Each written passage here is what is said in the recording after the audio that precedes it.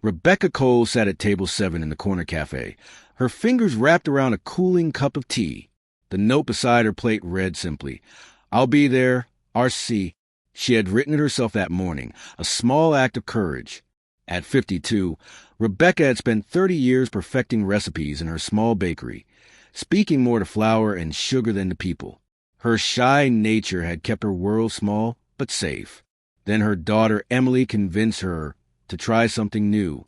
Just one blind date. Just one chance. The cafe hummed with afternoon conversations. Rebecca glanced at her watch again. He was 20 minutes late now. Her cheeks warmed with familiar embarrassment. Perhaps this was a sign. Perhaps she should just go home to her ovens and mixing bowls where she belonged. She reached for her coat. "Excuse me, miss." Rebecca looked down to find 2 small girls standing beside her table. They couldn't have been more than 4 or 5 years old, with matching golden curls and serious expressions that seemed too old for their young faces. "Yes." Rebecca's voice came out softer than she intended. The girl in the red sweater spoke first. "Are you waiting for someone?" Rebecca hesitated, then nodded. "Sweetheart, but I think maybe they're not coming." The second girl, wearing pink, stepped closer. Her eyes were kind. "My daddy's sorry he's late. He got stuck at work because someone needed help, and Daddy always helps people even when it makes him late for important things." Rebecca's breath caught. "Your daddy?" The girl in red nodded firmly. "He's coming right now. He told us to find you and say he's really, really sorry. He said to look for the prettiest lady sitting alone, and that would be you." Something warm bloomed in Rebecca's chest. She set her coat back down. "What are your names?" "I'm Sophie," said the girl in red. "And this is my sister Grace. We're twins, but not identical because I have a freckle here." She pointed to her nose with great importance. Grace climbed onto the chair across from Rebecca without invitation. "You smell nice, like cookies and cinnamon." Rebecca smiled despite herself. "I'm a baker. I suppose it follows me around." "What's a baker?" Sophie asked, joining her sister. "Someone who makes bread and cakes and pastries." Both girls' eyes went wide. Sophie leaned forward conspiratorially. "Our daddy can't cook anything except burnt toast and sad eggs. That's what we call them. Sad eggs." Rebecca laughed, a real laugh that surprised her. "Well, everyone has their talents. I'm sure your father is good at other things." "He's good at hugs," Grace said simply, "and reading stories. And he always knows when we're sad, even if we don't say anything. He sounds like a good father." "The best," Sophie agreed. "Our mama went to heaven 2 years ago.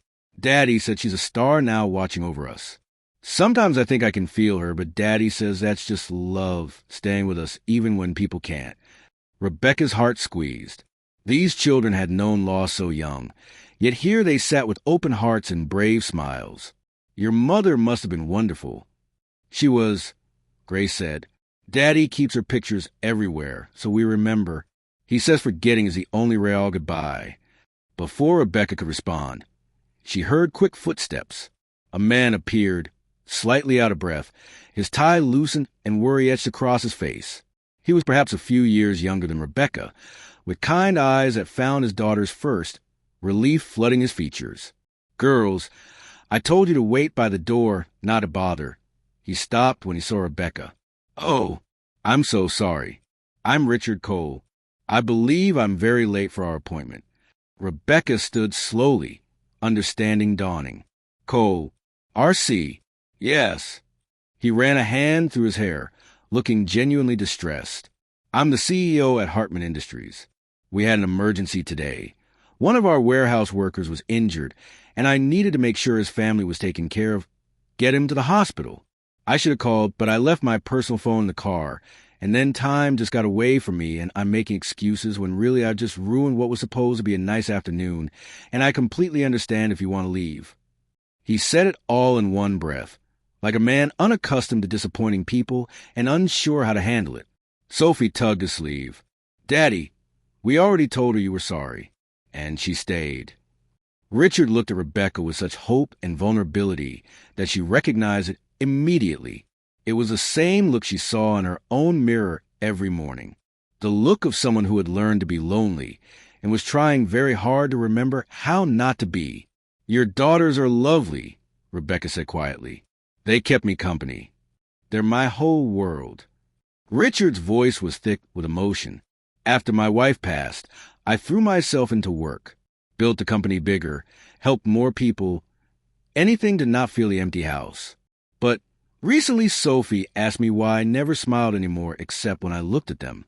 A 5-year-old shouldn't have to worry about her father's happiness." Grace nodded solemnly. "So we told him he needed to find someone to have coffee with, someone nice who would make him remember how to smile the big smile, not the small one." Rebecca sat back down, and this time it wasn't nervousness that made her hands shake. It was recognition. "I understand that. I've spent 30 years hiding in my bakery. My daughter says I've been so afraid of being hurt that I forgot how to be happy. She set up this whole thing without telling me much about you, just that you were kind and alone, and maybe that was enough reason to try." Richard pulled out the chair beside his daughters. "May I sit, please?" They sat in silence for a moment. For people who barely knew each other but somehow understood something fundamental about one another's hearts. Sophie broke the quiet. "Miss Rebecca is a baker. Daddy, she makes everything except burnt toast and sad eggs." Richard laughed, and Rebecca noticed it was indeed a big smile. "That already makes her more talented than me in the kitchen. Would you like some tea?" Rebecca asked. It seems a shame to waste a perfectly good afternoon just because it started a bit unconventionally. "I'd like that very much." They talked as the winter sun moved across the cafe windows. Richard spoke about building his company not just for profit, but for people, about the workers he considered family. Rebecca shared stories of her bakery, of customers who came not just for bread, but for the quiet comfort of her small shop. The girls colored on napkins, occasionally interjecting with observations that made the adults laugh. Grace announced that Rebecca should teach their daddy to cook. Sophie declared that they should all go to the bakery together sometime. "You know what's strange?" Richard said after an hour had passed. "I was terrified driving here. Terrified of saying the wrong thing, of being judged, of failing at something that wasn't business. But sitting here with you, I just feel peaceful." Rebecca understood exactly. "I almost left. 3 times I almost left. But something told me to stay. Maybe it was your daughter's faces. Maybe it was just time to stop running from possibilities. I'm glad you stayed," Richard said softly. "And I'm glad I was late, in a way. Because you got to meet the most important parts of my life first. If you can handle 2 curious 5-year-olds, perhaps there's hope for the rest of me." "They're wonderful," Rebecca said honestly, "and brave. Braver than I've been in years." Grace looked up from her coloring. "Miss Rebecca, will you come to our house for dinner? Daddy will try to cook, but you can fix it when he messes up." Richard flushed. "Grace, that's a bit forward." "I'd love to," Rebecca interrupted, "but only if I can bring dessert. A baker never arrives empty-handed." Sophie clapped her hands. "Can you make chocolate cake? With a really good frosting." "I can make whatever your heart's desire." As the afternoon faded to evening, Rebecca realized something had shifted inside her. The tight knot of fear she'd carried for so long had loosened. These people, this unexpected family, had walked into her careful life and reminded her that hiding wasn't the same as healing.